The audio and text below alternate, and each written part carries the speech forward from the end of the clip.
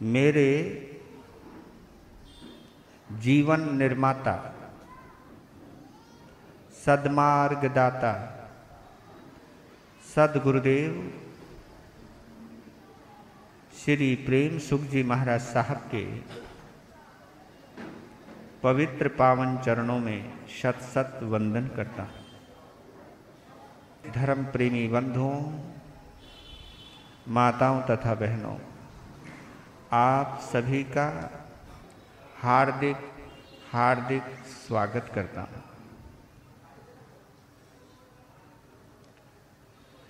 धर्म न दूजा सत्य समाना,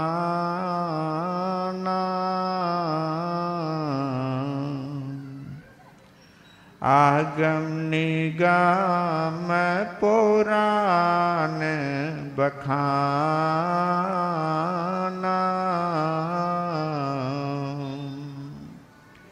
साच बराबर तप नहीं,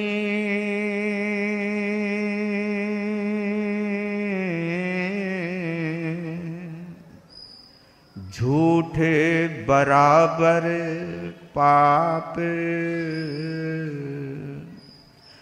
जाके हृदय साच है, ताके हृदय प्रभु आप, सतमत छोड़ बावरे,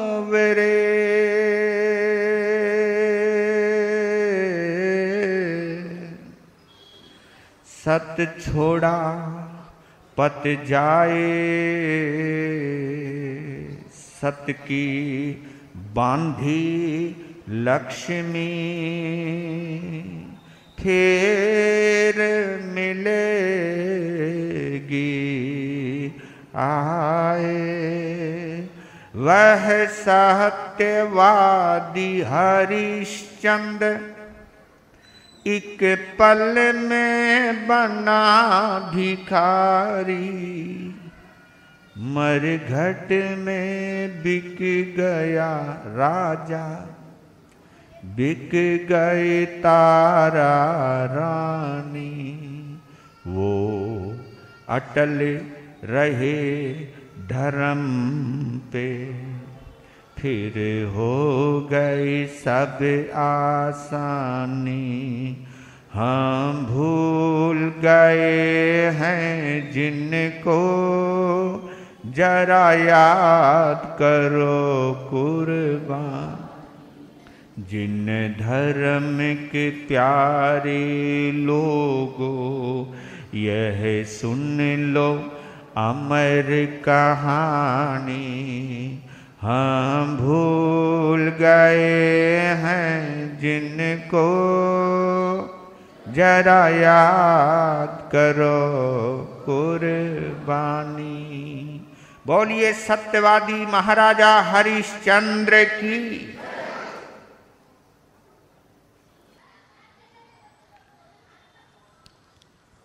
कल आप लोग सुन रहे थे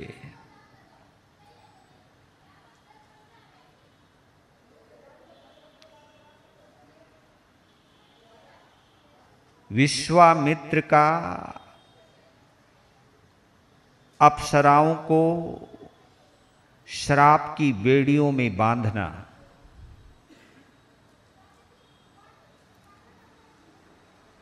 कुछ हिदायत देते हुए,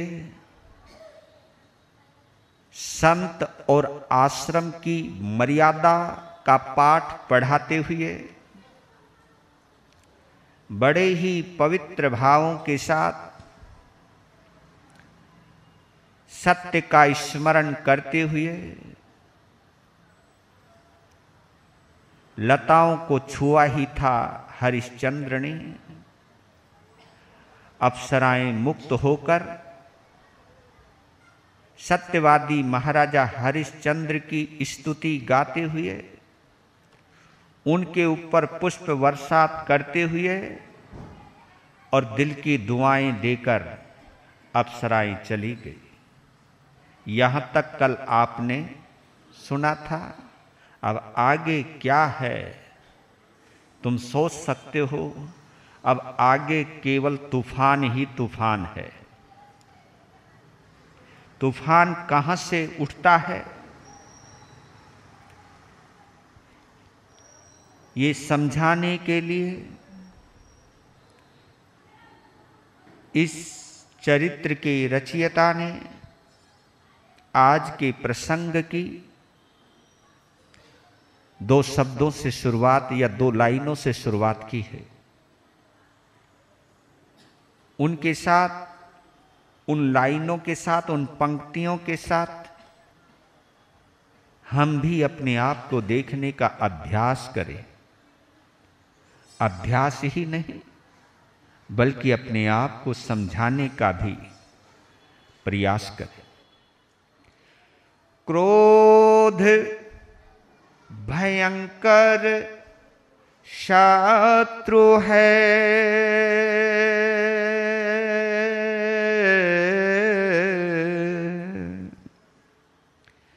करता जीवन नष्ट, धर्म कर्म तप योग से मानव होता भ्रष्ट।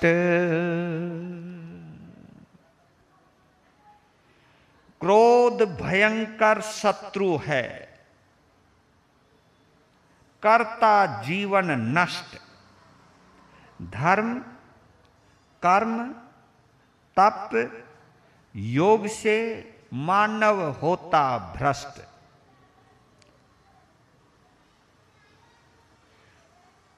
क्रोधो ही शत्रु प्रथमो नरानाम, एक संस्कृत में लोकोक्ति आती है, कहावत आती है। जैसे हिंदी में आती है, प्राकृत में भी आती है, इंग्लिश में भी कहावतें आती हैं, वर्बें आती हैं, फ्रेजिज आती हैं। ऐसे ही संस्कृत में भी शुक्तियां होती हैं। उन्होंने कहा क्रोधो ही शत्रु प्रथमो नरानाम। मनुष्य का अगर सबसे पहला कोई दुश्मन है तो वो क्रोध है। इस दुश्मन से कई दुश्मन तैयार हो जाते हैं। इस दुश्मन से कई दुश्मनों का जन्म होता है। इसलिए कहते हैं कि अगर कोई हमारा पहला शत्रु है, और आपने देखा होगा कि क्रोध को अग्नि शब्द के साथ जोड़ा है, क्रोधाग्नि। क्रोध की अग्नि, यह अग्नि है। अग्नि इसलिए कहा गया है कि जैसे अग्नि में आप कुछ भी डालते रहो, कुछ भी डालते रहो, सब जलकर स्वाहा स्वाहा। अग्नि जलाने का काम भी करती है और अस्तित्व को मिटाने का भी काम करती है, उसके स्वरूप को खंडित करती है।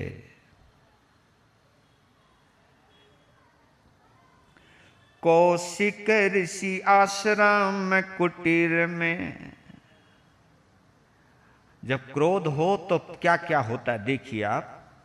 कौशिक ऋषि आश्रम कुटीर में ध्यान समाधि लगाते हैं, किंतु कोप से कंपित चंचल चित्त ना वश कर पाते हैं। रह रह कर वह दृश्य क्लेश का चक्कर काट रहा मन में, कोपानल की ज्वालाओं का दहा दहकता है तन में। दीप सला का तुल्य क्रोध है, नहीं शांति रह पाती है। औरों को जब भस्म करे तो स्वयं भस्म हो जाती है। क्रोध और क्रोधी का चित्रण किया है कवि ने, और ये वो चित्रण है, इसका एग्जाम्पल लेने के लिए हमें किसी की ओर देखने की जरूरत नहीं है।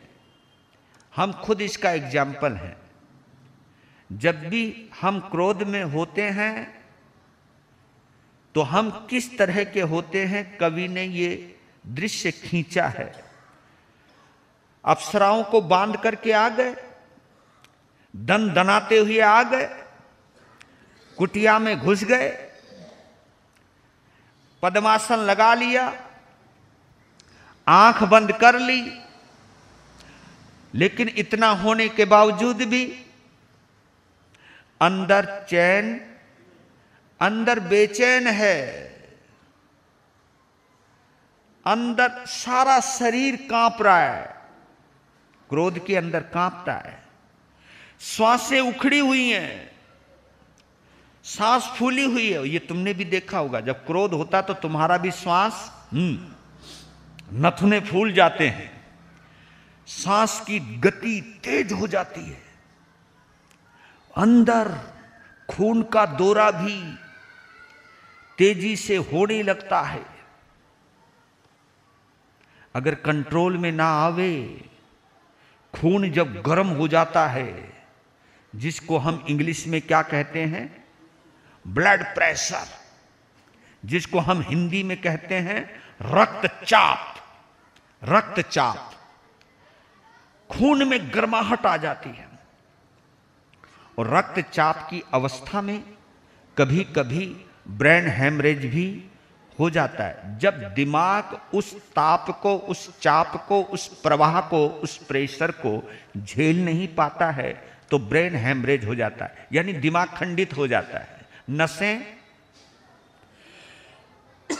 नसें ब्लास्ट हो जाती है।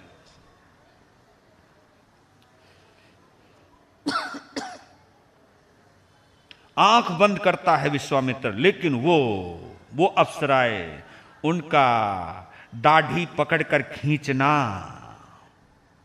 और ये कहना निकल यहां से, काहे को बकवास करता है, तुझे साधु किसने बना दिया, साधु होकर के भी इस उपवन से इतना प्रेम करता है, तुझे साधु किसने बनाया। ये शब्द उसके कानों में गूंज रहे हैं। और जब जब भी वो शब्द सामने आते हैं, अंदर से एक अजीब सी बेचैनी। अब आपको एक बात समझा रहा हूं इसके अंदर।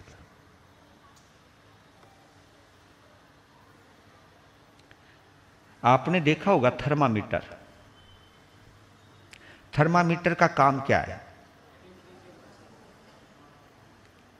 आपके अंदर कितना ताप है, क्योंकि बुखार की गर्मी होती है ना, ज्वर की एक गर्मी होती है, उस ज्वर की गर्मी को वो बताता है कि आपके शरीर में कितना बुखार है। 101 है, 102 है, 103 है।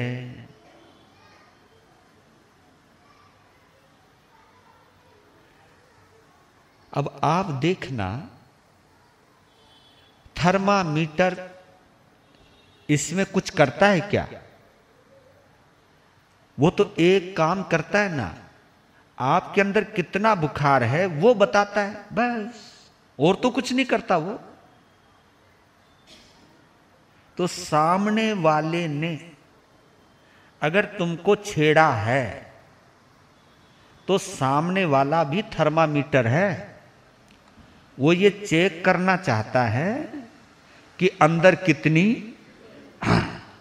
कितना क्रोध है। सामने वाले ने आपको क्या किया है, चेक किया है, वो थर्मामीटर है भाई। अब थर्मामीटर बता देता है कि तेरे अंदर इतना बुखार है, तो तुम थर्मामीटर को तोड़ते कोई हो, उसको संभाल के रखते हो नहीं रखते, तोड़ते नहीं ना। तो सामने वाले ने अगर चेक कर लिया, क्योंकि उसने जो कुछ भी बोला है, जो कुछ भी कहा है, जो भी कुछ किया है, उसने आपको चेक करने के लिए किया है कि इसके अंदर गुस्सा है या नहीं। उसके कुछ करने से अगर गुस्सा प्रकट हो गया तो उसने थर्मामीटर का ही तो काम किया है कि आपके अंदर इतना बुखार है, इतना गुस्सा है, इतना क्रोध है। ये उसने, अगर आपके अंदर गुस्सा है ही नहीं तो थर्मामीटर अगर मुंह में रख भी लोगे तो आपका ताप बताएगा क्या? जब आप स्वस्थ हो, खुश हो, प्रसन्न हो, तो थर्मामीटर अगर आपने रख दिया तो यही तो बताएगा भाई केवल 98 आपका टेम्परेचर है। और 98 टेम्परेचर जो है वो बॉडी का नॉर्मल टेम्परेचर है, आपके स्वास्थ्य का टेम्परेचर है। तो कभी कभी आप लोग एक बात कह देते हो, मेरे अंदर तो गुस्सा था ही नहीं, बस सामने वाले ने गुस्सा दिला दिया। अरे मेरे भोलेनाथ, अगर तेरे अंदर गुस्सा ही नहीं होता तो सामने वाले की क्या ताकत थी जो तुझे गुस्सा दिला देता? तेरे अंदर गुस्सा था, बस सामने वाले ने थर्मामीटर के द्वारा बताया है कि तेरे अंदर इतना गुस्सा है, तो इलाज करना। आप थर्मामीटर को तोड़ते नहीं हो, बल्कि ये पता लग जाता है 102 बुखार है, चल भाई दवाई लेते हैं। क्या लेते?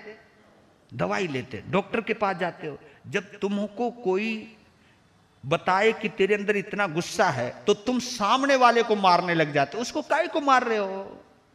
चलो तुम ये भी तो सोच सकते हो, चलो भाई समाई करते हैं, चेक करते हैं अपने आप को, चलो गुरु महाराज के पास मंगल, हटो ना वहां से। उसने बता दिया तेरे अंदर गुस्सा है, तेरे अंदर क्रोध है, अब दवाई कर। दवाई उसकी एक ही है, क्षमा कर। क्योंकि क्रोध की 3 स्थितियां बन जाती हैं। क्रोध पहली, जिसके अंदर क्रोध होता है उसके अंदर एक भाव आता है पनिशमेंट का, इसको सजा देनी है, इसको सबक सिखाना है। ये क्रोध में आता है ना, इसने मुझे छेड़ा है, इसने मेरा नुकसान किया है, इसने मुझे धोखा दिया है, इसने मुझे गाली दी है, तो इसको पनिशमेंट मिलनी ही चाहिए।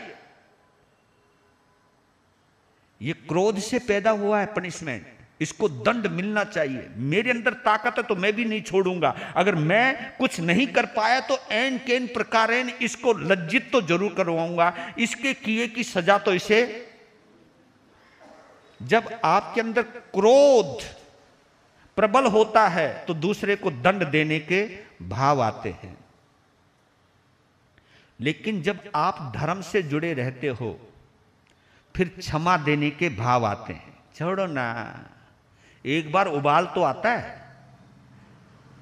आता है, लेकिन उबाल के बाद ये सोचते चलो छोड़ो, गुस्सा करूंगा मेरा ही नुकसान होगा, मेरी ही कोई नस फट गई तो ये तो गया काम से, मैं तो गया काम से, बच्चे वीरान हो जाएंगे, मैं क्यों उनके चक्कर में पड़ूं। ये हुई फॉरगिवनेस। और तीसरी स्थिति है प्रेम की, यानी गुस्सा आवे ही ना। जब गुस्सा ही नहीं आएगा तो माफ किसको करोगे? माफ तो जब करोगे ना जब ये लगे कि इसने मेरा नुकसान किया है, चल इसको मैं माफ करता हूं। नुकसान दिखाई दे जाए उसके बाद उसे हम माफ करें, वो है फॉरगिवनेस। और प्रेम जब होता है तो अंदर क्रोध आता ही नहीं है। क्योंकि भगवान महावीर के सामने चंडकोशिया ने क्या तूफान मचाया, आया उनको गुस्सा? और तुम्हारे सामने थोड़ा सा कुछ हो जाए तो क्या होता है तुमको? वही होता ना जो विश्वामित्र को हो रहा है। बात लंबी नहीं करता। गुस्से को किसकी उपमा दी है? दीप सलाका की। दिया सलाई, दीप सलाका यानी दिया सलाई, दिया सलाई यानी माचिस। माचिस में जो तिल्ली होती है और तिल्ली में आगे क्या लगा रहता है? मसाला सा लगा रहता है, उसको रगड़ते हैं। रगड़ती क्या होता है? आग लगती है। और आपने ये देखा होगा जब भी आप दिया सलाई जलाते हो तो सोकिया कोई जलाते हो, कुछ चीज जलाने के लिए ही तो जलाते हो ना आप। भाई आपने कुछ चीज जलानी है, मोमबत्ती जलानी है, दिया जलाना है, गैस जलानी है, कुछ भी करना है, किसी काम के लिए तो जलाते हो। तो ये भी तो हो सकता है कि आपने माचिस में घिसी दिया सलाई को, उसमें आग भी लगी, हो सकता है मोमबत्ती तक जाते जाते वो बुझ जाए, मोमबत्ती ना जला पाए। लेकिन ये तो बात पक्की है ना, खुद तो उसे जलना पड़ता है। जलती हुई दिया सलाई दूसरे को जलाए ये कोई जरूरी नहीं, लेकिन दूसरे को जलाने के लिए वो जली है तो उसे सबसे पहले जलना पड़ता है। मेरे गुस्से के द्वारा दूसरे का बुरा हो ये कोई जरूरी नहीं, हो सकता है उसकी पुनवानी जोर मारे, तुम उसका कुछ भी ना बिगाड़ पाओ, लेकिन उसके द्वारा तुम्हें परेशानी होने वाली है। जो परेशानी अब विश्वामित्र को हो रही है, इतना बड़ा ऋषि, इतना बड़ा तपस्वी, लेकिन गुस्सा आ गया। कैसे आएगा सुन, तो अभी तो बेचारे को पता भी नहीं है, अभी कुछ नहीं, वो सोच रहा है। देखिए क्या सोच रहा है, गुस्से में क्या क्या सोचा जाता है। मुनिवर सोच रहे थे मेरा, मुनिवर सोच रहे थे मेरा कैसा है दुर्दम तप बल, पल भर में ही बंधी अप्सरा भूल गई देवी छल बल।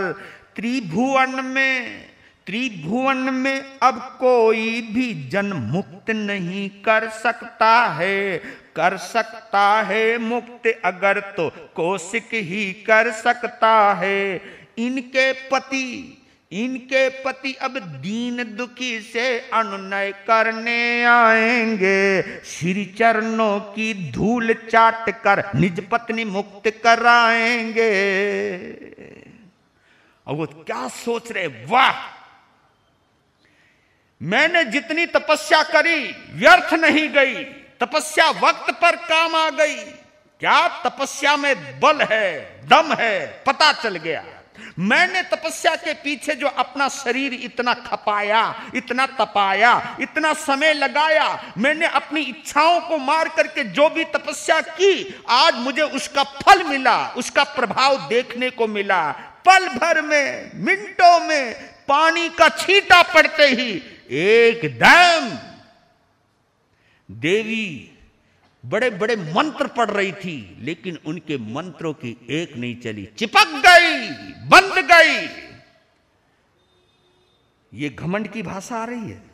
फिर बोला, फिर सोचा, 3 लोक में कोई भी माई का लाल ऐसा नहीं है जो इनको मुक्त करवा सके या मुक्त कर सके। किसी में ताकत नहीं है, किसी में भी ताकत नहीं है जो इन्हें मुक्त कर सके। अगर मुक्त कर सकता है तो केवल मैं कर सकता हूं, मैं कर सकता हूं अगर मुक्त कर सकता हूं तो। और देखना अब थोड़ी देर के बाद इनका पति आवेगो, रोवेगो, माफ कर दो, गिड़गिड़ाएगो। मैं कहूंगा नाक रगड़, नाक रगड़वाऊंगा।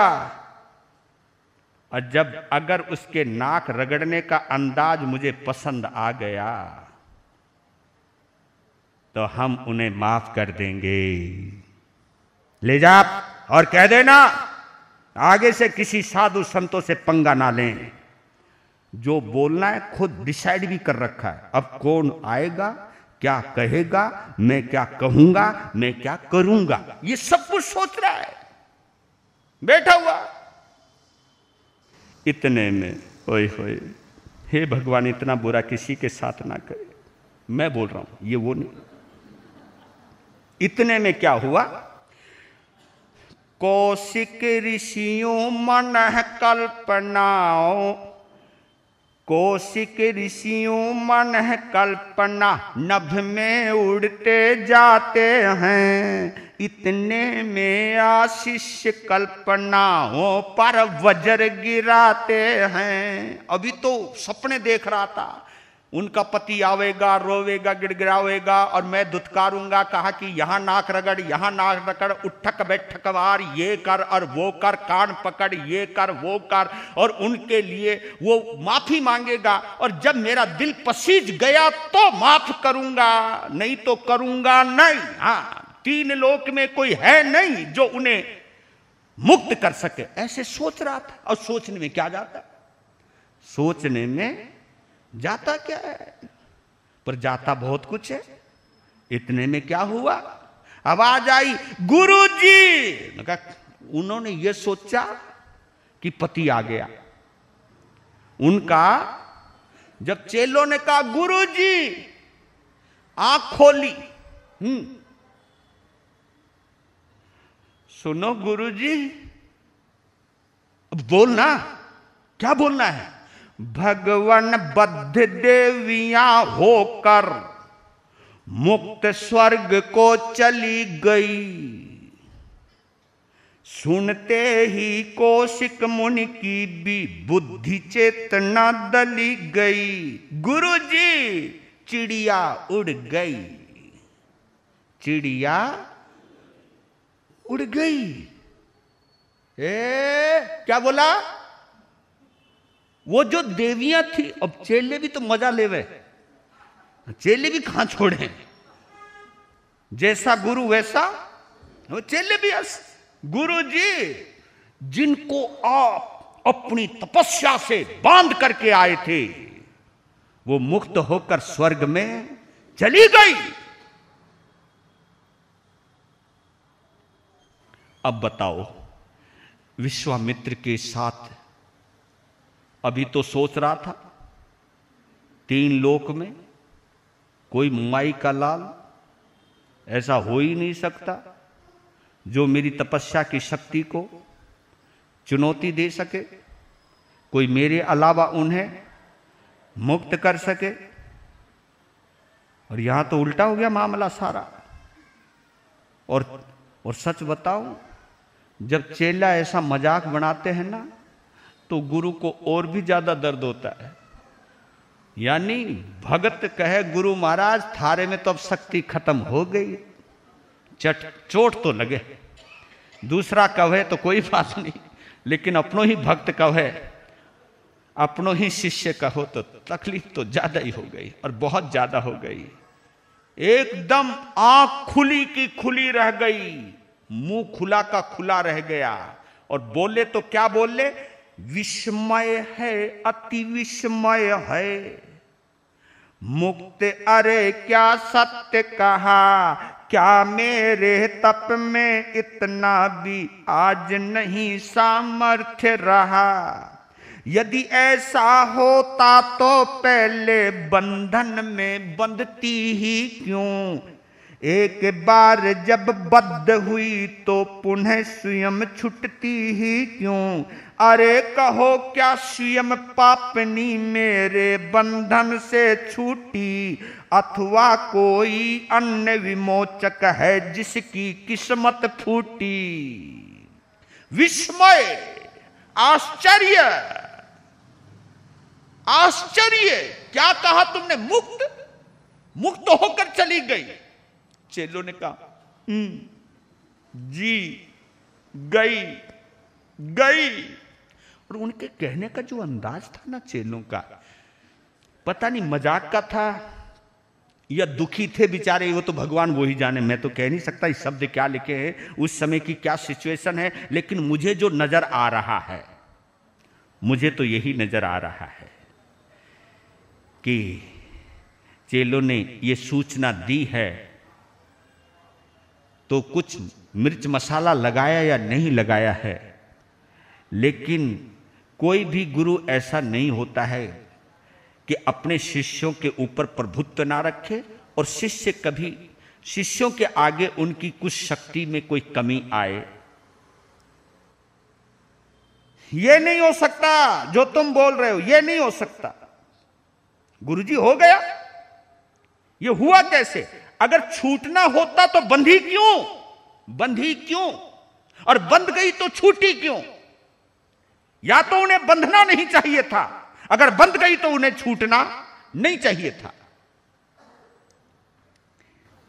चेलों को अंदर बुलाए, अंदर आओ। हाँ गुरुजी, क्या हुआ ये बता। वो देवियां जो थी अपने आप ही छूट के चली गई या किसी ने उन्हें छुड़ाया है? चेलों ने कहना प्रारंभ किया, इस सवाल का जवाब दिया। आप बांध कर आए, आप बांध कर आए, उसके कुछ ही देर बाद राजा हरिश्चंद्र जी आए लेने स्वच्छ हवा वन की ताजा।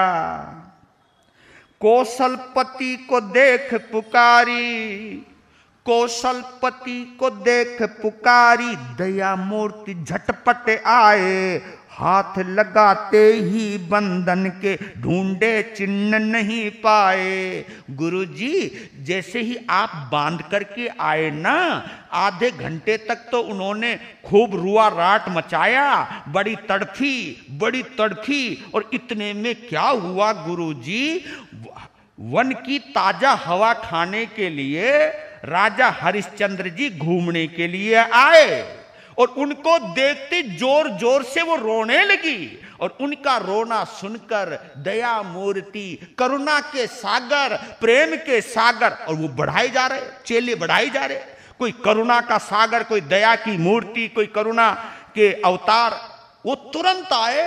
और गुरुजी आपने जितनी मेहनत करी थी ना उनको बांधने की, उन्होंने तो कुछ भी नहीं की, बस एक लताओं को हाथ लगाया, आपने तो पानी भी भरा, पड़ मारा, इतना कुछ किया ही नहीं। उन्होंने तो केवल लताओं को हाथ लगाया, और गुरुजी जैसे ही हाथ लगाया ना, ऊपर नहीं गई, बल्कि आपके जो फूल तोड़े हुए थे ना, वो फूल भी हाँ, फूलों की बरसात की, जय जयकार की, चली गए। हाँ, इतना देखिए, अगर साधुता होती ना, वो जरूर एक बार अपने आप को चेक करते कि मेरे में कहां कमी रह गई जो मेरी तपस्या की शक्ति चली गई। लेकिन यह सवाल उनके दिलों में उठता है जिनके दिलों में विनय हो, विनम्रता हो, जिनके अंदर अभिमान भरा हुआ रहता है। वो कभी भी इन बातों पर चिंतन नहीं करते। अभिमान कभी भी अपनी गलतियों को देखने नहीं देता। अभिमान हमेशा दूसरों में गलतियां ढूंढता है, यह अभिमानी की निशानी है। विनम्र व्यक्ति अपने में कमी ढूंढता है और अभिमानी व्यक्ति दूसरों में कमी देखता है। ये पहचान है। कोई कहे ना विनयवान में और अभिमानी में क्या फर्क रहता है, तो यही एक पहचान है। विनयवान व्यक्ति अपने में कमी ढूंढता है और अभिमानी व्यक्ति दूसरों में कमी ढूंढता है। और जब वो कमी ढूंढता है तो क्या सोचता है, शिष्यों की सुन बात, क्रोध का सागर दुगना लहराया, शुद्ध हृदय में कुविचारों का अति भीषण अंधड़ छाया। शिष्यों की बात सुनते ही कि राजा हरिश्चंद्र आया था, उसने लता को हाथ लगाया था, लताओं के हाथ लगती उड़ गई अप्सरा और फूलों से उसका स्वागत हुआ। इतना सुनते ही सोच तो ये भी सकते थे वो गृहस्थी होकर के भी उसमें इतनी शक्ति क्यों आई, मेरे में क्या कमी रह गई। सोचते तो उसका भी जवाब उसे मिल जाता, लेकिन अभिमान सोचने दे तब ना। अभिमान कभी ये बस बोल की और गुस्सा आ गया, वो गृहस्थी, मैं साधु, मैं त्यागी, वो घर गृहस्थी में रहने वाला। कभी कभी साधुओं को भी अपने त्याग का घमंड हो जाता है और ये घमंड ही उनकी साधुता को चौपट कर जाता है। ये घमंड ही आप लोगों को छोटा दिखाता है, नहीं तो आप कहीं से भी छोटे नहीं हो। आप हमारे सहयोगी हो, आप हमारे माँ बाप भाई भाई हो, आप हमारे सहायक हो। जो हमारा सहायक होता है वो हमसे कभी छोटा नहीं होता। हमें छोटा नहीं समझना चाहिए। आप हमें बड़ा समझते हो और हम आपको छोटा समझे, तो मैं कभी कभी सोचता हूं और कहता भी उस बात को, संतों के आगे कहता हूं कि हमसे अच्छे तो गृहस्थी हैं जो हमको अपने आप से ऊंचा मानते हैं। हम संत होकर के भी गृहस्थियों को नीचा मानते हैं, संत होकर के भी हम नीचा मानते हैं। ये घमंड क्यों हमारे अंदर? जो चीज हमें दूसरे को छोटा दिखाए वो घमंड हो सकता है और कुछ नहीं हो सकता है। और ये घमंड ही, क्योंकि जब कभी गृहस्थी हमारी बातों को नहीं मानता या टाल देता है या अनदेखा कर देता है या अनसुना कर देता है तो संतों को भी गुस्सा आ जाता है। तो मैं तो इतना ही कहता हूं कि हमें तुम्हारे ऊपर गुस्सा करना नहीं चाहिए, बल्कि सोचना चाहिए सामने वाला थर्मामीटर था और उसने बड़ा उपकार किया कि मेरे गुस्से को प्रकट कर दिया। अब गुस्सा मेरे अंदर है तो इस गुस्से का इलाज करूं मैं। और इलाज होता पश्चाताप से, इलाज होता है क्षमा से, इलाज होता है माफ करने से, इलाज होता है अपने आप को समझने से। अब गुस्से में वो क्या बोलने लगा, क्या बड़बड़ाने लगा, सुनिए जरा। ये मैं नहीं बोल रहा हूं, ये बोल रहा है हाँ विश्वामित्र। कभी तुम मुझे मत समझने लग जाना विश्वामित्र भैया। मैं वो क्या बोलता है, आज जालिम, ये शब्द देखो गुस्से में निकलते हैं ये शब्द। आज जालिम नास्तिकों से भर गया संसार क्या। हरिश्चंद्र को क्या मान रहा है वो? नास्तिक, और अपने आप को आस्तिक, अपने आप को तपस्वी। राजा हरिश्चंद्र को ढोंगी, गृहस्थी। आज जालिम नास्तिकों से भर गया संसार क्या। पाप मल का सबके मन पे छा गया अंधकार क्या। आश्रमों का नष्ट होता जा रहा गौरव सभी।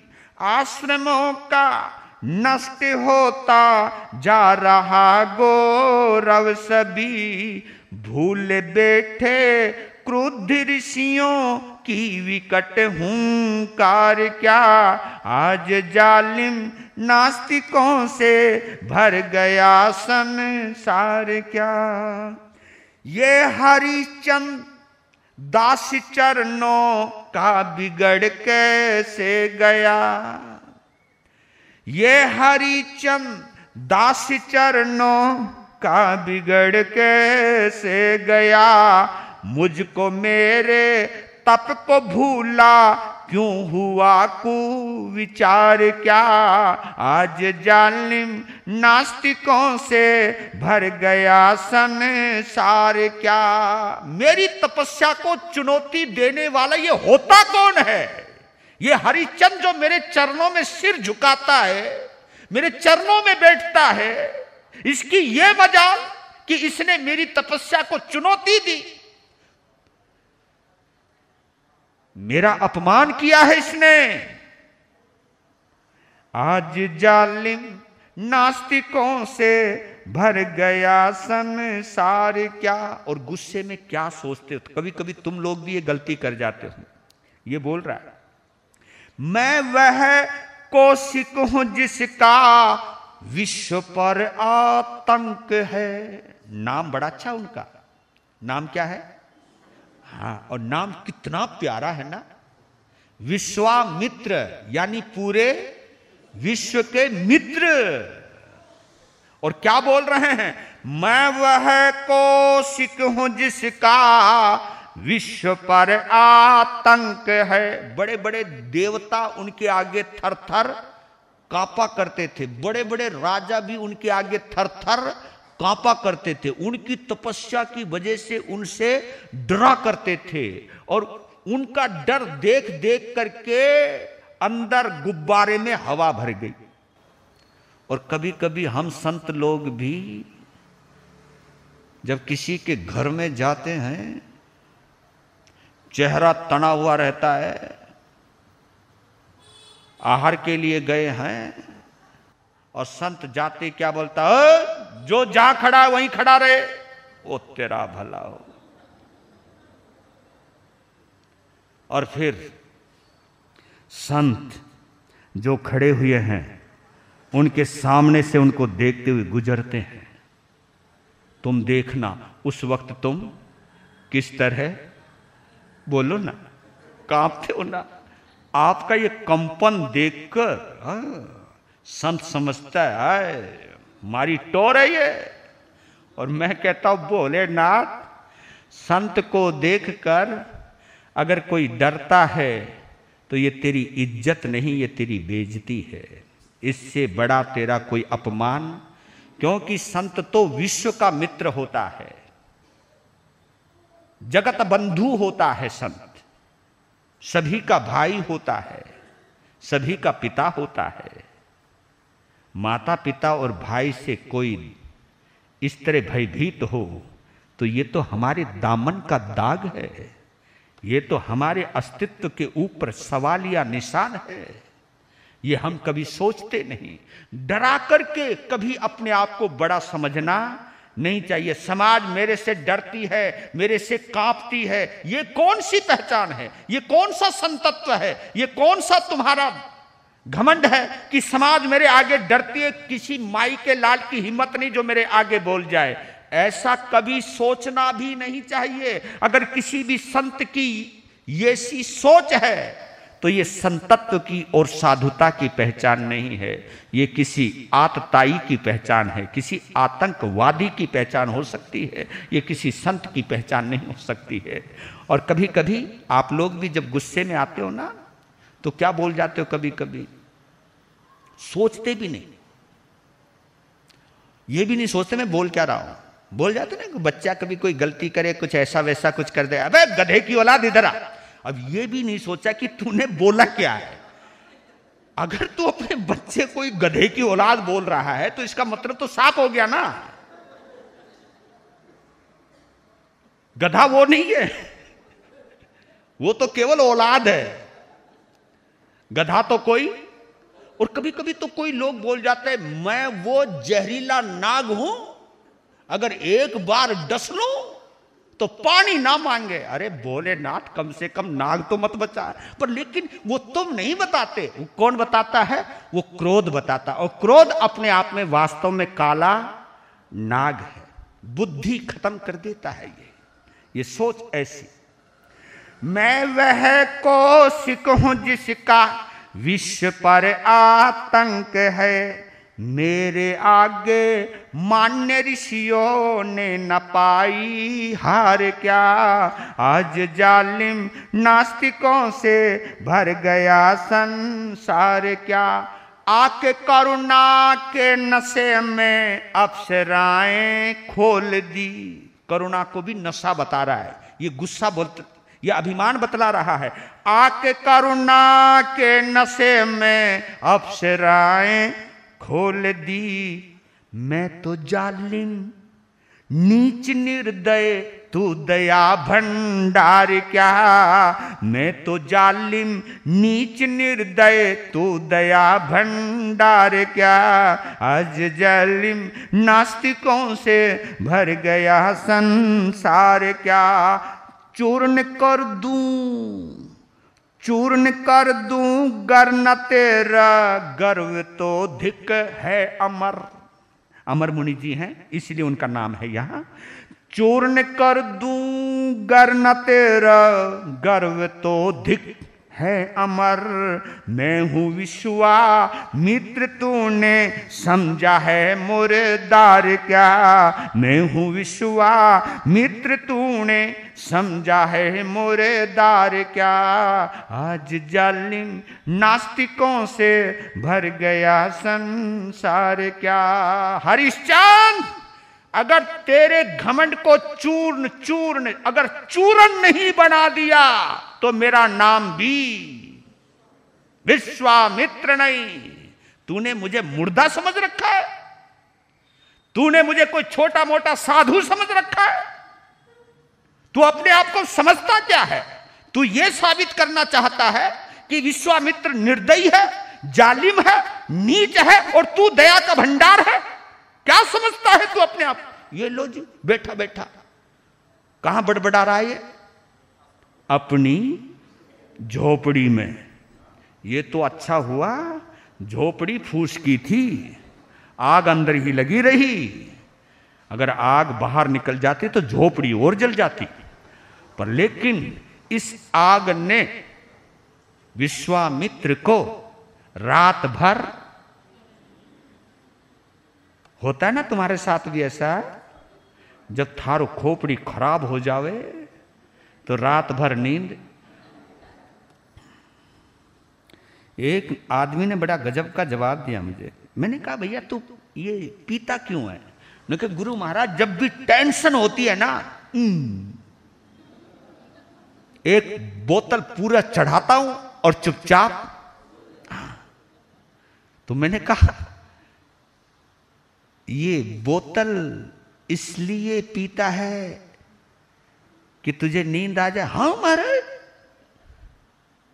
तो ये कोई तेरी दवा है क्या? जब तेरा नशा उतरेगा फिर वो बात भूल जाएगा, तुझे बात दोबारा याद नहीं आएगी, पक्की बात? नुके नहीं जी, जैसे दोबारा याद आती फिर पी लेता हूं। ये कोई समस्या का समाधान नहीं है। अब देखना तुम अंतर, इधर सारी रात तो दोनों ने बिताई है, रात तो दोनों ने बिताई है। किस किस ने? राजा हरिश्चंद्र ने भी और विश्वामित्र ने भी। और दोनों का अंतर देखो आप। भाइयों क्रोध क्षमा का करुणा हिंसा का अंतर देखा, ऋषि होकर भी नहीं पा रहे अनुभर भी समता रेखा। बांधा क्या सुर बालाओं को स्वयं आप ही बंद बैठे, जब से बांधा है तब से ही चिंता के सागर पेठे। उधर सत्य के धनी कौशलाधीश शांत करुणा सागर, मुक्त किया तो मुक्त हृदय है नहीं अशांति उन्हें तिल भर। वह उपकार दृष्टि में उनकी क्या महत्व कुछ रखता था, भूल गए वह दृश्य रात्रि भर सोए मन न भटकता था। एक ने रात सोकर गुजारी और एक ने रात जल जल के गुजारी, जल जल के गुजारी।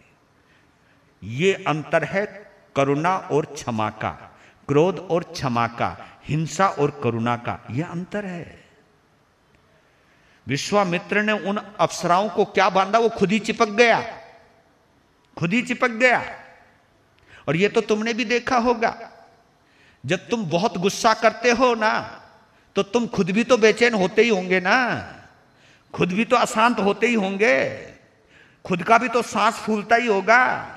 ये तो साबित कर ही दिया कि तुम दूसरे को परेशान करो या ना करो, लेकिन दूसरे को परेशान करने के भाव से अगर कुछ भी क्रिया, कुछ भी प्रतिक्रिया करते हो तो उसका असर सबसे पहले हमारे ऊपर ही पड़ता है। हाँ, ये पक्की बात है भैया। इसलिए मैं एक बात और कहता हूं, दुखी लोग ही दूसरों को दुखी किया करते हैं। मेरी बात समझे या नहीं समझे? जो खुद परेशान हो वही दूसरों को परेशान किया करता है। जो खुद मस्ती में रहता हो, खुद सुखी रहता हो, खुद आनंद में रहता हो, वो कभी दूसरों को दुखी नहीं करता है। ये नियम है। और देखिए, हरिश्चंद्र तो भूल भी गए, उनका कोई कंपटीशन कोई था विश्वामित्र से। उन्होंने जो किया वो किया। राजा ने केवल अपना धर्म निभाया, उन्हें समझाया आगे से कभी किसी आश्रम की अवहेलना, किसी तपस्वी का अपमान, किसी साधु का अपमान नहीं करना, क्योंकि अपमान करना बहुत बुरी बात है। और उनसे संकल्प लिया कि आगे से तुम किसी का अपमान करोगे नहीं। उनको मुक्त कर दिया, और वो भी मुक्त हृदय से। और एक बात जरूर आप लोगों से कहना चाहता हूं, शेयर करना चाहता हूं, अगर तुमने जिंदगी में किसी का भला किया है ना, अगर तुमने किसी का भी भला किया है तो कृपा करके उस भले को कभी याद मत करना। अगर याद करोगे ना तो वो भला तुम्हारे अंदर घमंड पैदा कर देगा, और वो घमंड तुम्हें कभी भी चैन से रहने नहीं देगा। कर दिया, बल्कि ये सोचा करो मैं तो निमित्त मात्र हूं। सामने वाले ने जो भी कुछ भला करवाया है ये उसकी मेहरबानी है, इसकी मेहरबानी है कि मैं कुछ भला कर सका, और इतना और भला करना कि उस भले को करके भूल जाना। भूल जाओगे तो ताकत बनेगी वो आपकी, और भले को याद रखोगे तो फिर एहसान समझने लग जाओगे कि मैंने उसके ऊपर क्या किया है, एहसान किया है, भला नहीं किया। फिर ये कहोगे एहसान, फिर क्या सोचोगे कि मैं जब जाऊं तो वो खड़ा होवे, मैं जब जाऊं तो हाथ जोड़े, जब मैं जाऊं तो जो मैं कहूं वो करे, मेरे लिए ऐसा करे। फिर तुम उससे सौदेबाजी करने लगते हो। बस जहां सौदेबाजी आ जाती है वो भला होता नहीं है। सज्जन कर उपकार किसी पर नहीं याद मन में लाते, मात्र निमित्त समझते खुद को भाग्य उसी का बतलाते। वही श्रेष्ठ है मूक भलाई, मूक भलाई यानी गूंगी भलाई, भला करके मुंह से कभी बोलना नहीं, उसे मूक भलाई कहते हैं, गूंगी भलाई। वही श्रेष्ठ है मूक भलाई जिसमें गर्व नहीं होता, अहंकार से मलिन धर्म तो बीज पाप का ही बोता। वन में पुर में एक साथ ही सुप्रभात विकसित आया, किंतु घोर व्यसम में उभ्यते कैसी है विधि की माया। रात गुजर गई, दिन निकल गया, और ये दिन अयोध्या में क्या तूफान लेकर आया ये आज नहीं बताएंगे। हाँ, ये मामला क्योंकि अभी रात बाकी है, यही तो दिन निकला है, मारो तो दिन कल निकलेगो, और फिर कल सोचना कि क्या दृश्य है वहां का। ये सोचने के लिए और दिखाने के लिए आपको कल फिर बुला रहा हूं। आओगे ना?